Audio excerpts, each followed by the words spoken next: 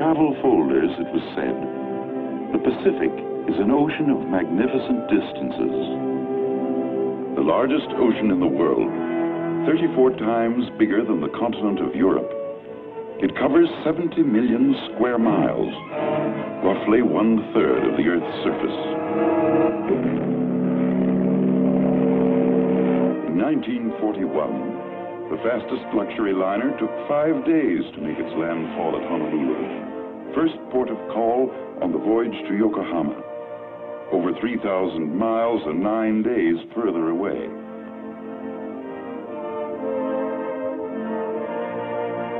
Of course, if you were in a great hurry, like Japan's special envoy, Saburo Kurisu, in December 1941, you could make the trip by air in 2 days, 13 hours, and 15 minutes.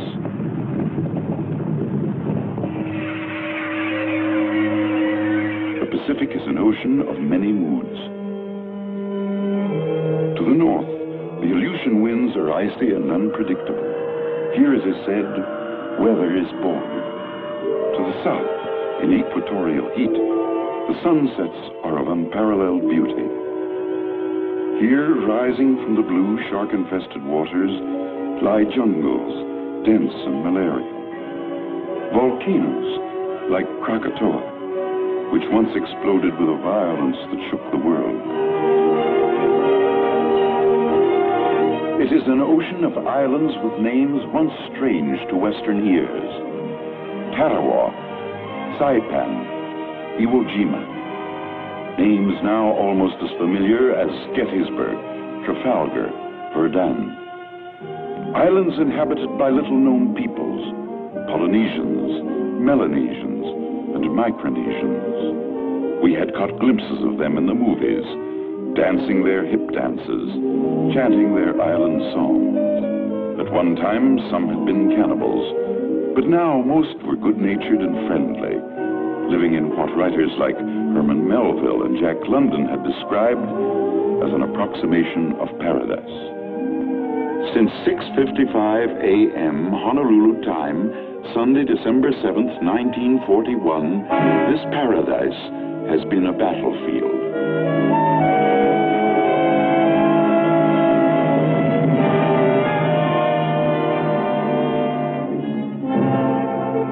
The Pacific Ocean is the biggest, the strangest, the most complex battlefield in history.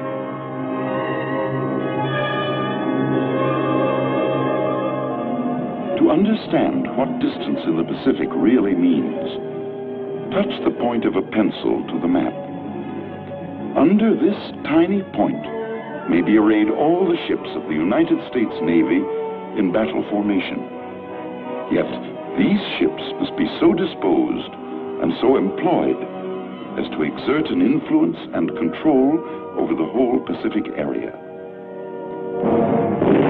Land war is familiar to the people of Europe and Asia.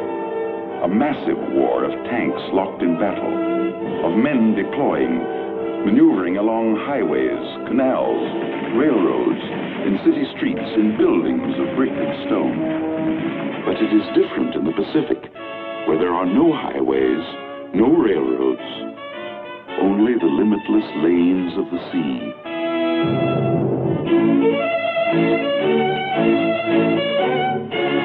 Along these lanes, stretching thousands of miles to bases on fighting fronts in every corner of the Pacific, the war must be carried to the enemy by ship, by what has been and will continue to be the greatest concentration of shipping in history. There is a special kind of ship for every mission. This is the battleship, known to the men of the fleet as the battle wagon, a floating fortress belted with armor plate, 16-inch guns 50 feet long, which can hurl their projectiles into a bullseye 20 miles away. Light and heavy cruisers, scouts and watchdogs, fast and elusive, able to hold their own in the heaviest actions. The destroyer, the Tin Can, a fragile steel shell crammed with horsepower, moving at express train speed to protect slower vessels with guns, torpedoes, and depth charges.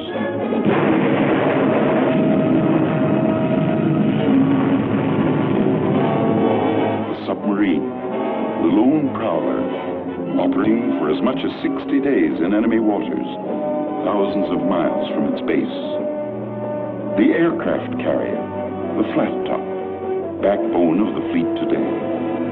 A floating airport as big as 3 football fields laid end to end.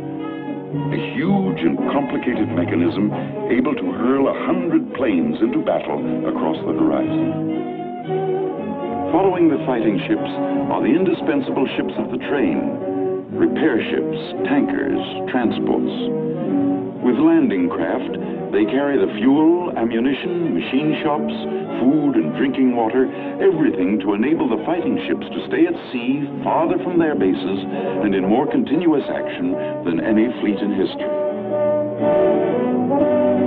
The fighting ships and their auxiliaries are arranged in groups called task forces, a new concept developed in peacetime years by the United States Navy and proved in battle in this war.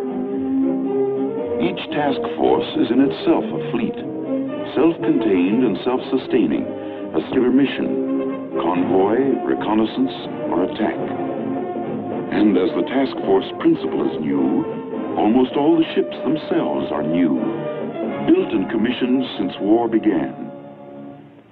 Their officers and men have carried the war to the very doorstep of Japan. They too are new. Only a few years ago, most of these young veterans were at home, playing football and baseball, studying at schools, working in factories or on farms, growing up in the dream that war had been outlawed in their time.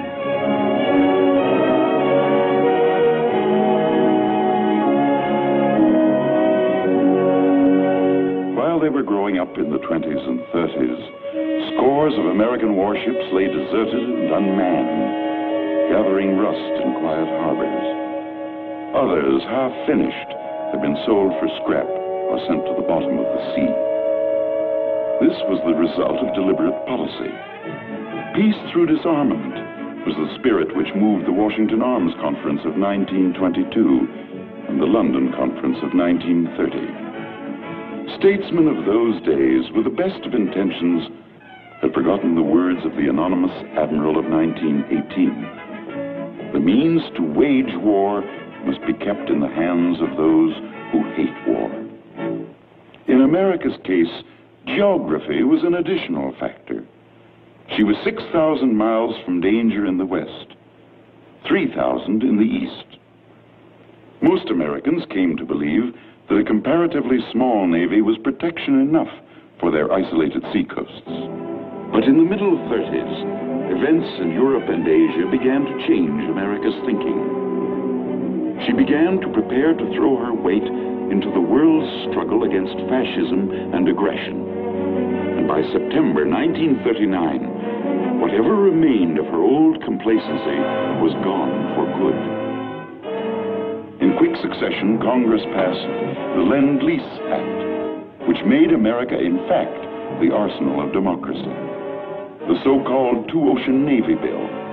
The United States Navy was reborn. The Selective Service Act, to mobilize the nation's young manhood. But time was running short. It ran out on what began as just another American Sunday.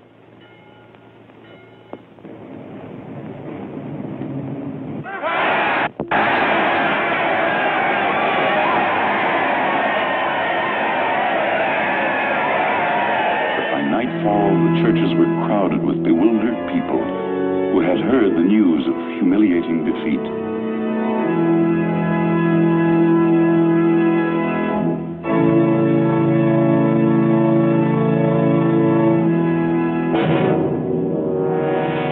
This was Pearl Harbor, America's prime naval base in the Hawaiian Islands.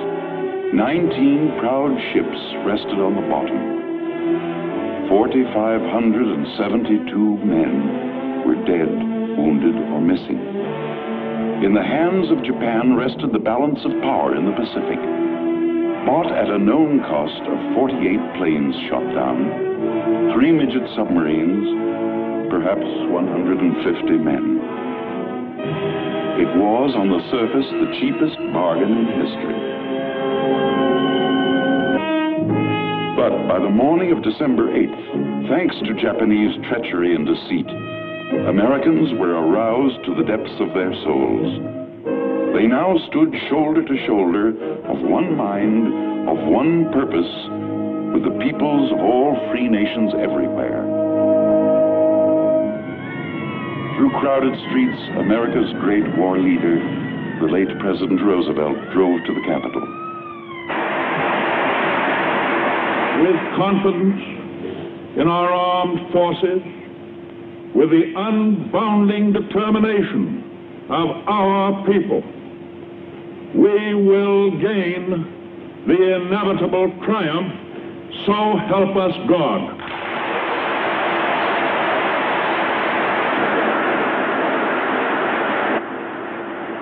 Yes, America said, as the nation's youth put aside the ways of peace and turned to war, we would gain the inevitable triumph.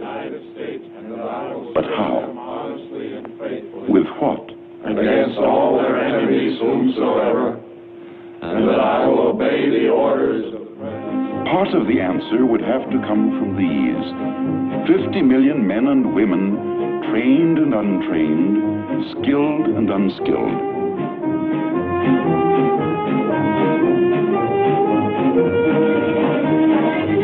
Part of the answer lay here.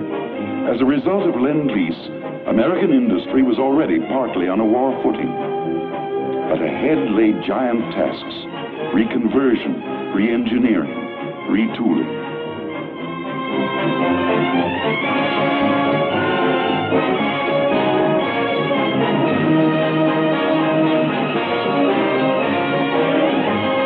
But the greatest part of the answer, as always, would have to come from the men who would meet the enemy face to face. Boys from the forests of the Northwest, the mines and factories of the East, the farms of the Midwest, the cotton fields and cane breaks of the South. Could these millions, trained only in the ways of peace, be taught to handle rifle and grenade, airplane and warship? Could they be welded into a fighting force, able to master the veteran warriors of Germany and Japan?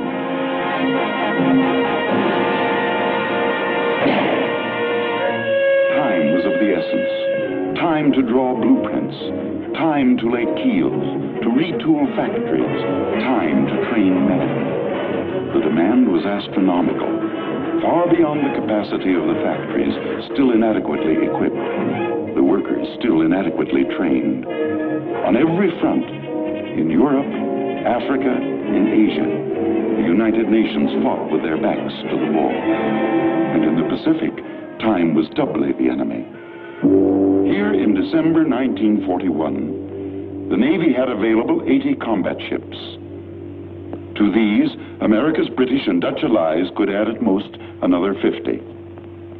Against them, the Japanese could bring to bear at least 186 combat ships. These could operate from home bases protected by concentric rings of island bases, unsinkable carriers they were called. America, on the other hand, could count on exactly 7 all-too-sinkable carriers, only 4 of them available for duty in the Pacific. Japan took full advantage of her newfound superiority. She exploded in all directions.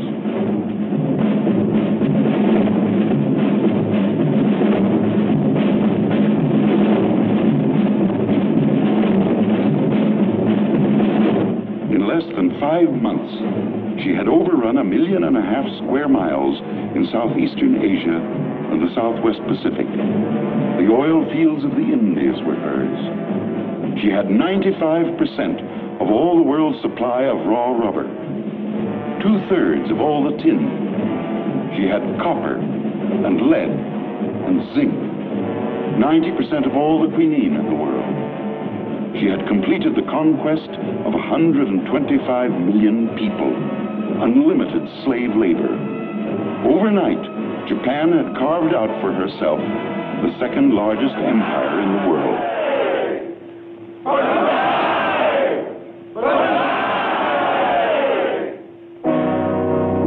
At Fleet Headquarters, Pearl Harbor, the United States Navy's Pacific Command faced a staggering task. First, the sunken ships had to be raised, refloated, re-equipped, rearmed. It was the greatest salvage job in history. In time, all but two of these ships would again stand out to sea, more heavily armored and gunned than ever before, but not for months to come.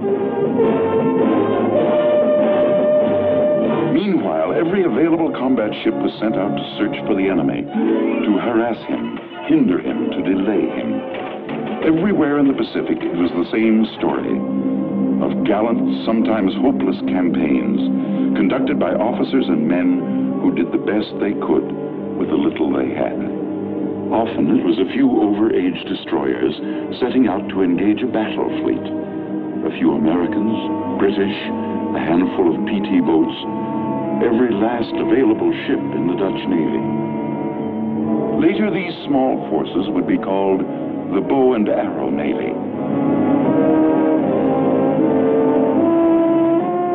They took their losses, not stopping to count their dead in the Macassar Strait, the Banduang Strait, the Java Sea. In days to come, when the tiny pieces called battles could be slipped into the overall pattern called war, the job they did in the Pacific would assume its rightful place in history. From the beginning, the men of the undersea arm contributed more than their share. Their forays to the very harbor mouths of Japan helped check the enemy in the full tide of his advance. The Navy's airmen did their part. Small carrier task forces launched daring attacks on Japanese bases, foretastes of the mighty aerial strikes to come. They hit at the Gilberts and the Marshalls, at distant Wake and Marcus, at Salamaua and Lae. They learned as they fought, from admirals like Halsey to pilots and plane handlers. They taught themselves the tactics of a new and spectacular kind of warfare.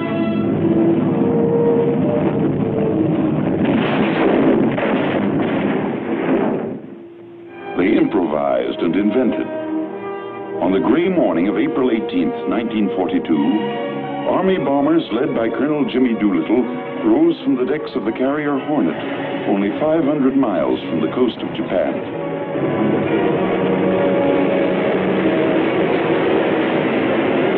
Captain Mitcher and his men gave them a cheer as they disappeared into a scud of clouds to drop their bombs on Tokyo itself.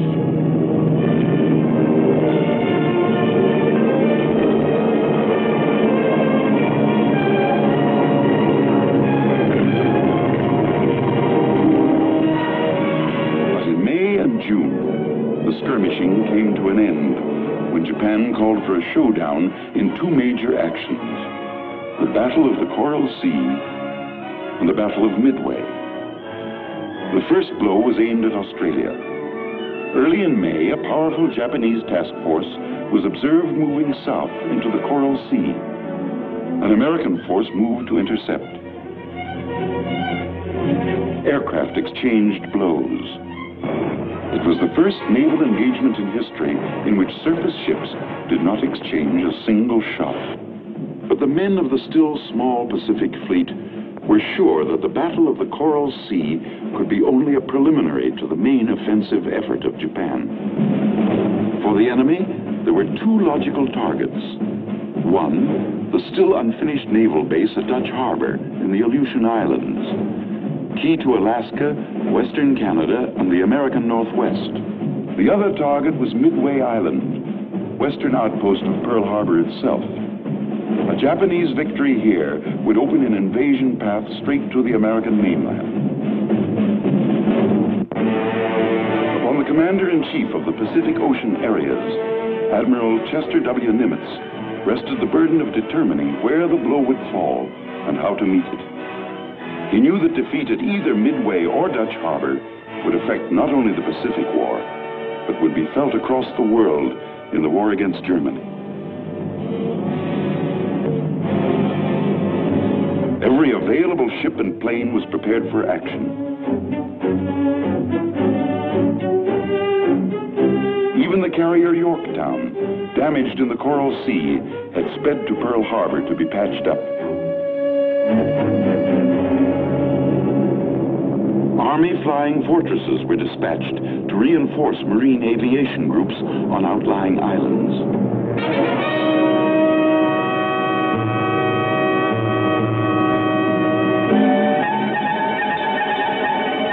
The first blow fell in the north.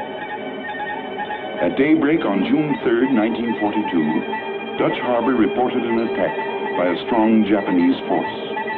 But Admiral Nimitz sensed that this was a diversion only, not the main blow. He ordered his carrier force to the west. As the small American force sailed from Pearl Harbor for its rendezvous with destiny, it carried into the Pacific the hopes of the free world. To the west, a vast weather front was rolling toward Midway. On June 3rd, a Navy patrol bomber nosed up to the weather front and made the first contact with the enemy.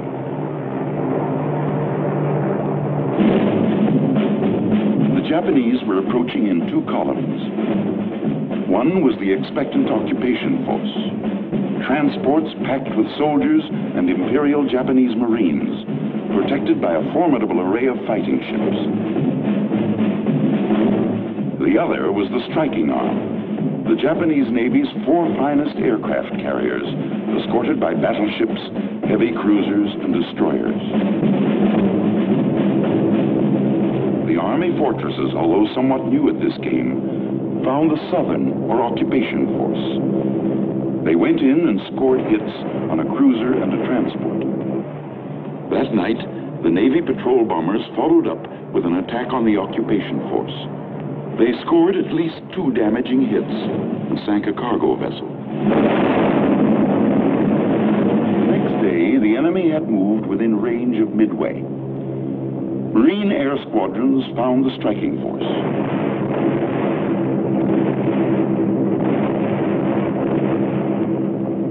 A battleship was set afire, and at least 1 hit was scored on a carrier. But at the same time, Japanese attack groups were giving the island a savage pounding.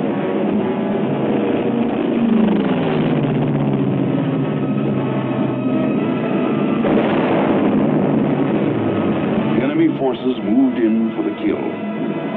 But still, they had not detected the approaching American task force. The speeding American carriers were still out of range. For 24 hours, their radio loudspeakers had been bringing in snatches of the actions being fought west of Midway. We're not fighting. Keep your eye on the police up there. All right, all right. Keep rhyming. There's another batch coming. Look. Through all this, the Navy flyers had to sit and sweat it out. Twice, the loudspeakers had ordered them up from their ready rooms. Twice, the orders had been rescinded. At a time like this, they grumbled, you'd think they'd get things straight up there. But up there had to make sure of the exact course and location of the Japanese, sure that his own planes could reach them, hit them, and still have fuel enough to return. At last it was time. Pilots, man your plane.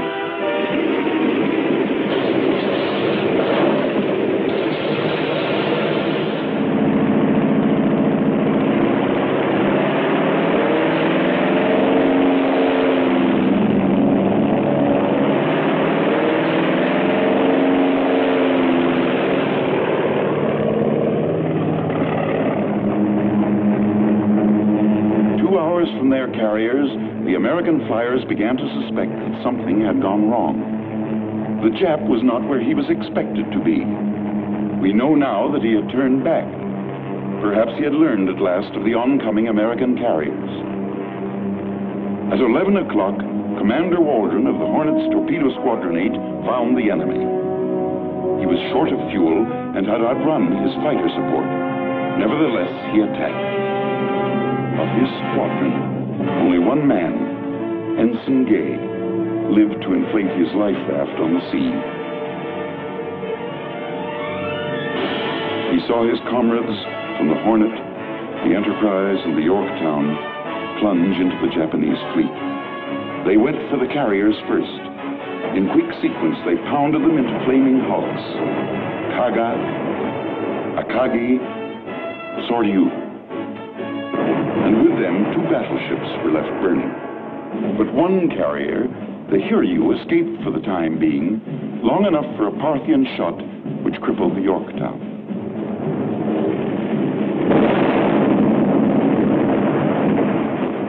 Simultaneously, the attack groups from the 3 American carriers had smashed the Hiryu into blazing wreckage.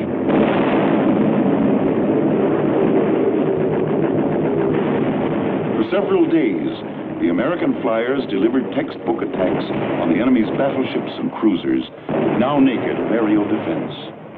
The once clean blue sea was spotted for hundreds of miles with oil slicks and wreckage. By sunset on June 6th, the Battle of Midway had already taken its place beside Jutland, Trafalgar, and the rout of the Spanish Armada. Intelligence officers began to tally up the score. On the morning of June 7th, the men of the victorious American fleet began to bury their dead. As in the skies over Britain 2 years before, a few had earned the gratitude of the many.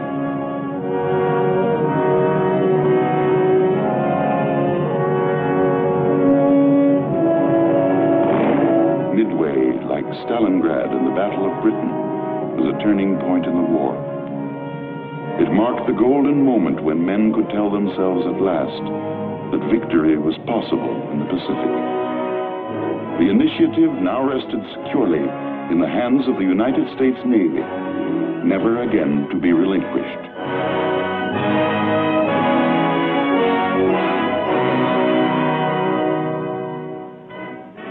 To the Allied Chiefs of Staff in Washington, the initiative won at Midway was an opportunity only, not an accomplishment.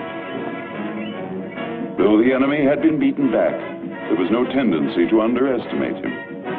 His record of achievement was plain for all to see. He was entrenched in his stolen island empire as firmly as his German ally was entrenched in Europe and Africa. In planning their offensive, the Chiefs of Staff had to keep in mind the nature of the Japanese.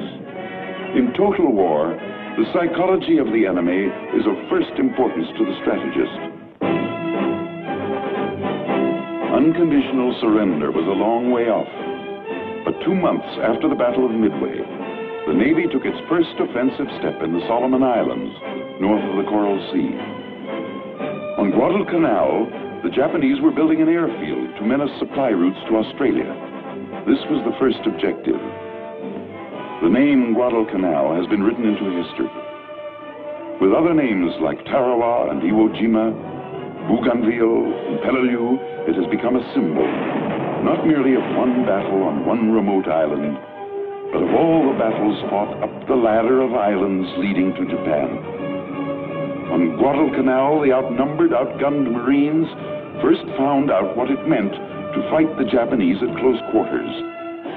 In the stinking jungle, they lived through a nightmare 6 months long.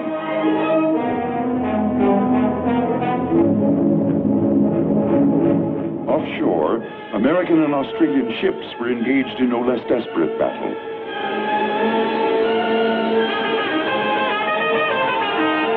The enemy spared nothing in his effort to save Guadalcanal. From August to December, the sea actions flamed. Night actions in which frequently almost every ship engaged was hit.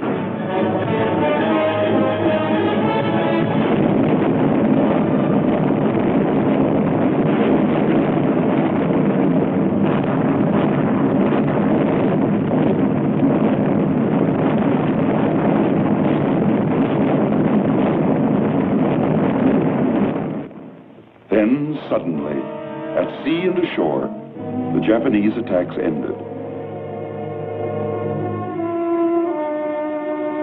The weary Blue Jackets had driven the enemy from waters he already considered his own.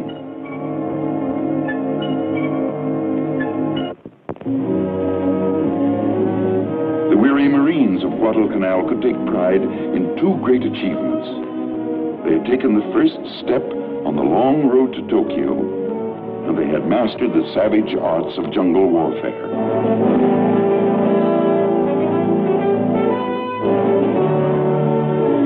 But now some were going home.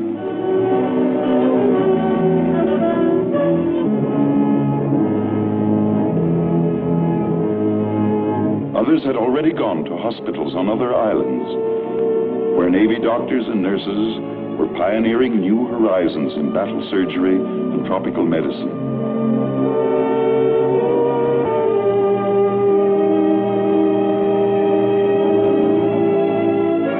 And whole islands were also set aside where tired men could recapture a little of the easygoing life they had nearly forgotten.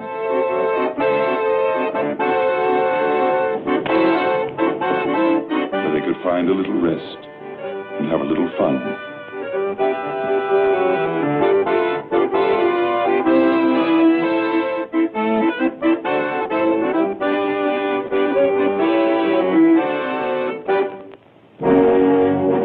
Though some men rested, the offensive strategy of the United Nations could not.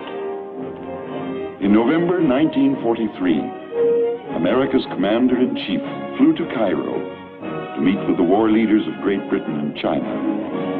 Here in the shadow of the pyramids, they affirmed the Allied program for unrelenting attack in the Pacific. They had the weapons now. There were warships of every type. American industry and labor were meeting the test of global war. They had used well the time bought for them by the bow and arrow navy of the early days, by the outnumbered heroes on Bataan, by the men who fought in the Coral Sea, at Midway, on Guadalcanal, by the free peoples everywhere in the Pacific who had steadfastly resisted Japanese aggression, and by the Chinese who for 8 long years had stood off the full onslaught of the Japanese armies. These mighty bombers were built on time, bought by the sacrifice of British, Australians, New Zealanders, and Dutch.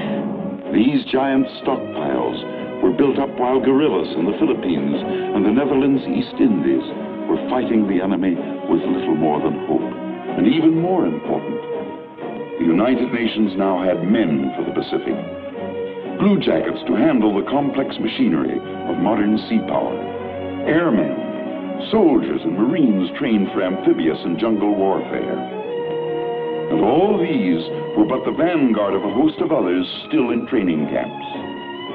Under their commanders, Fleet Admiral Nimitz in the Central Pacific and Army General Douglas MacArthur in the Southwest, by the side of their allies, they were ready to push attack. What they accomplished is history. From Guadalcanal and New Guinea, the Allied advance gathered momentum, striking from airfields on key islands, taking this base, bypassing that. Short steps at first, but as America's power grew, lengthening into giant strides, the world began to hear of strange places. Finchak and Tarawa, Kwajalein and Aitapi, Biak and Saipan, Peleliu and Morata. And as the pace increased, more familiar names would come back into the news. The Philippines,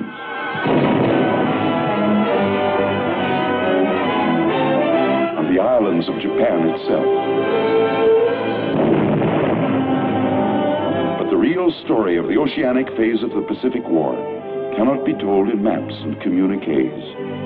It can be told only in terms of human effort and human sacrifice.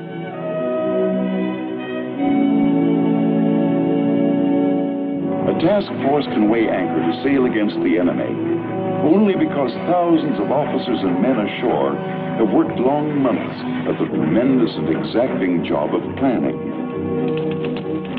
Though an order only 6 words long may initiate an amphibious attack, not a gun will fire, not a plane will be airborne, not a Marine will hit the beach until millions of other words have been written down. in crisp sentences, in codes, on charts and maps, in mathematical equations, in photographs and models. The attack is written as a play is written, long before the actors take the stage. From battle fleets to chocolate bars, from the horsepower of 1,000 planes to the tide tables of a once-forgotten tropical island, no detail can be omitted. Yet all this planning is for one ultimate purpose: to put this man and his rifle ashore on a hostile beach. This is the eve of battle. This is the eve of Guadalcanal, of Tarawa, of Palau, Leyte, Iwo Jima, Okinawa.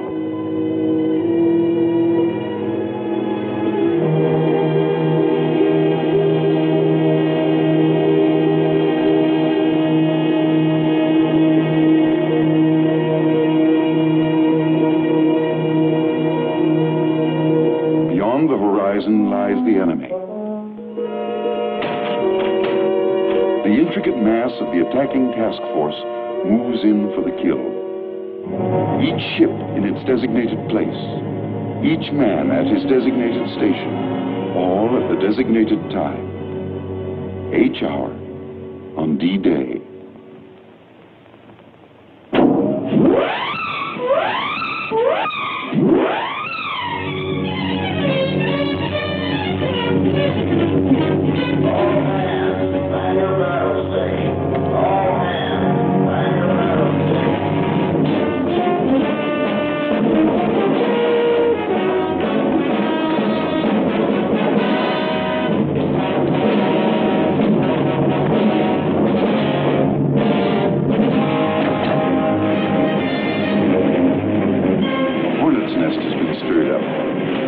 Japanese torpedo bombers.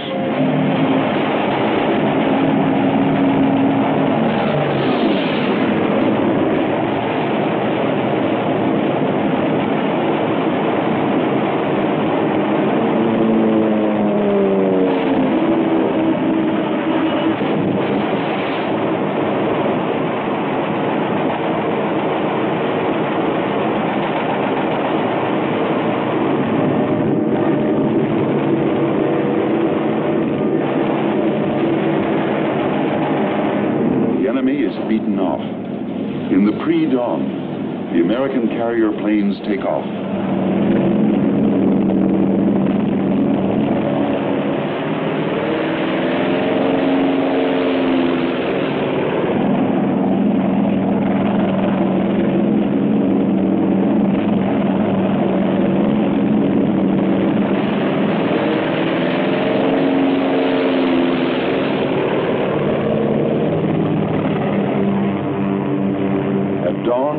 They are over their objective.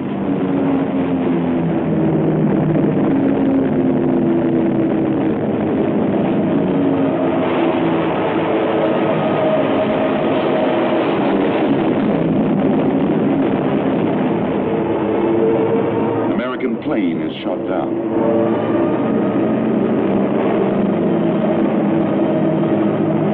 This is a Japanese ammunition ship.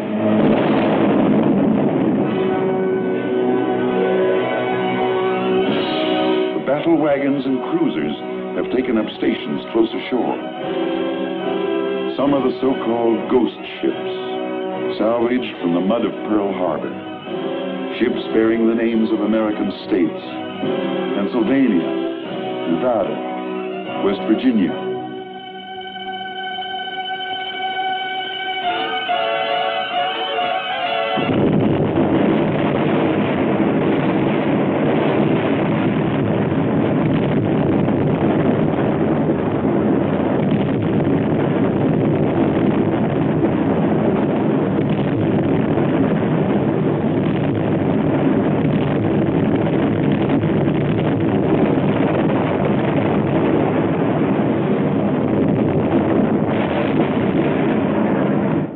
Paying off their debt. A ship called King George V is paying off the debt of another called Prince of Wales.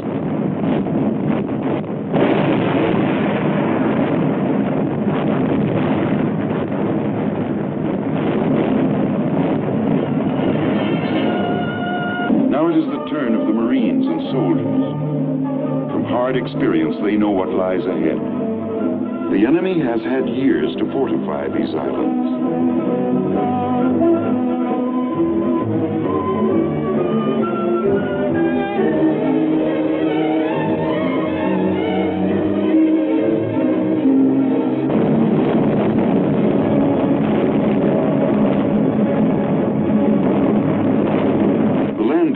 Come under hot enemy fire, but Coast Guard and Navy coxswains keep them on course.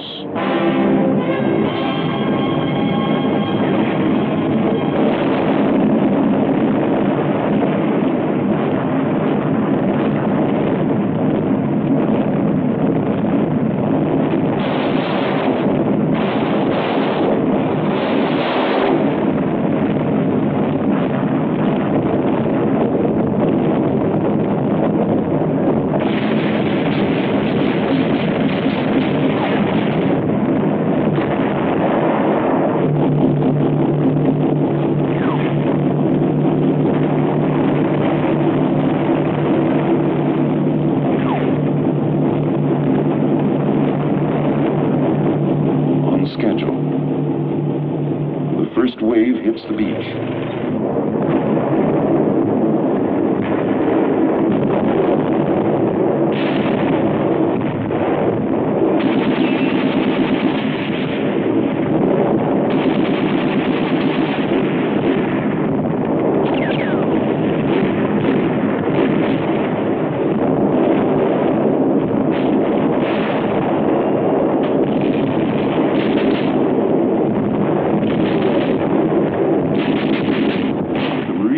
Soldiers have won a tiny strip of the beach, a fingernail, no more. They must get over the hump, in from the beach. This is rugged. The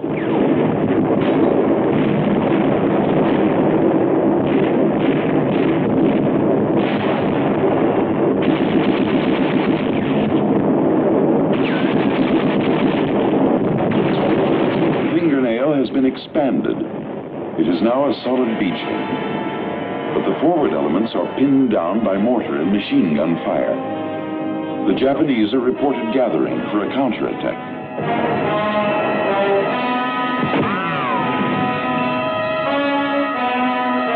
The quickest way to break it up is from the air. The beach calls the carriers 50 miles offshore. But the carriers, too, have their hands full.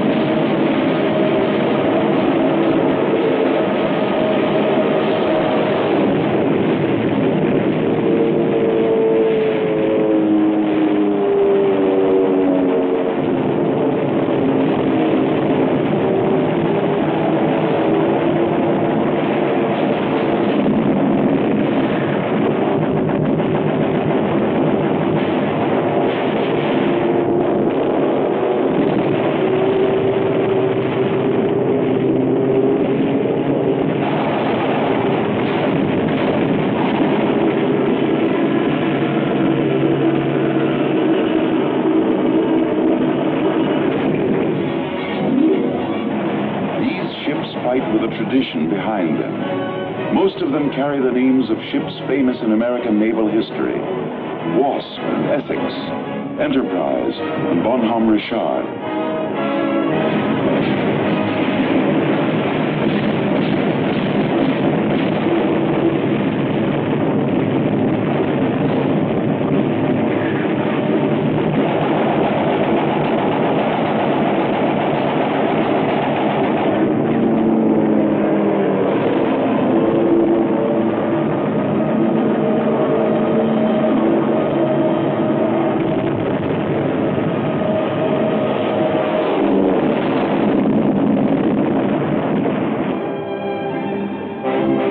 Carriers are temporarily out of action, but the others can fulfill their obligations to the men ashore.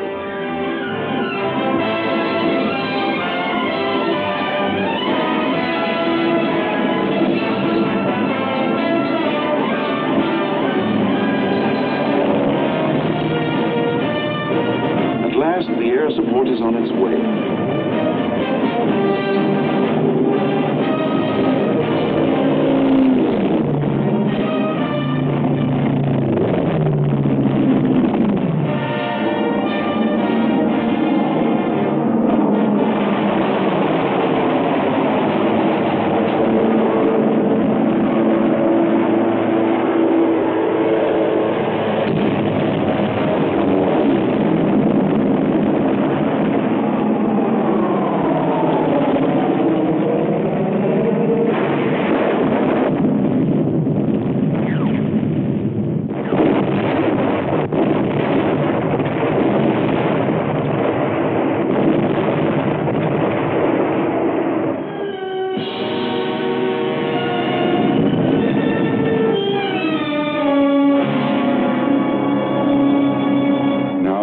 Can again inch forward.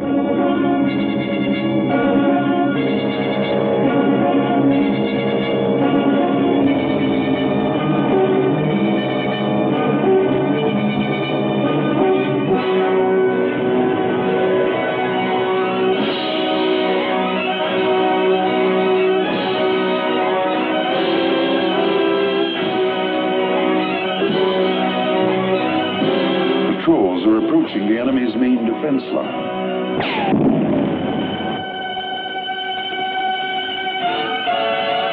You will have to be pried out with tanks, with artillery, and machine guns, and mortars, with hand grenades, and gasoline bombs,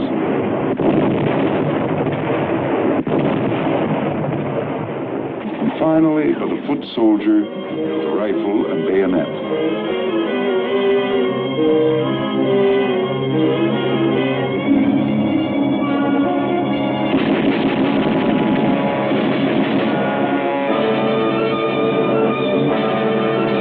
Japanese dynamite.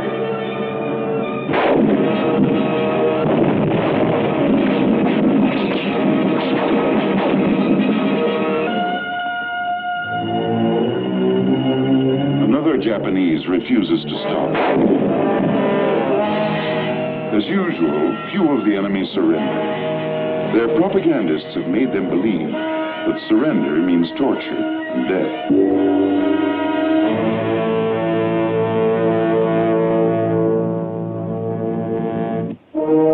The seaborne community is moving in to stay. The operation can officially be considered a success.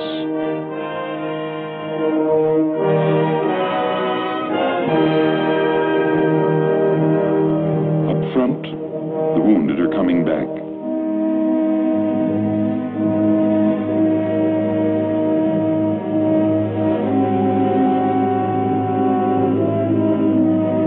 Some will recover to fight again.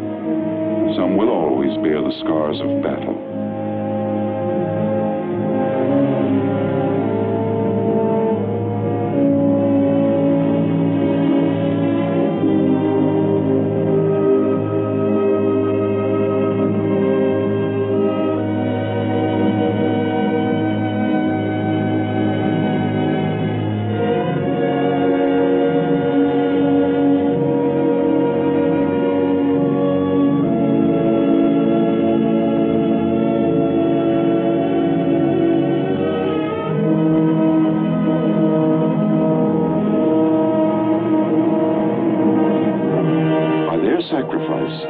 They have won new airfields for Allied air power, new anchorages for Allied sea power, a new base 500 miles closer to Japan from which to launch further attacks against the enemy.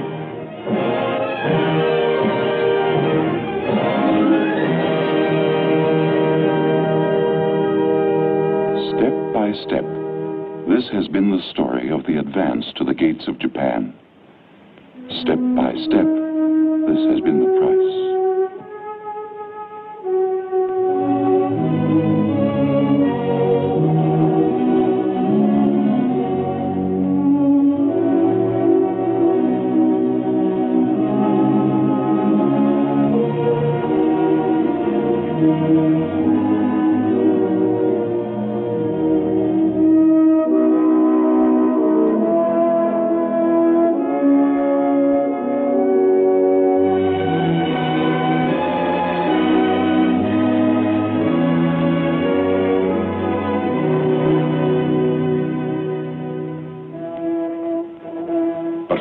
man that has fallen, there is another to take his place. Theirs is the task. The victory will be for all. But this victory can be won only if free men everywhere give to its cause unsparingly their strength, their treasure, and their hearts. Then, and only then, will there be peace in the Pacific and over all the earth.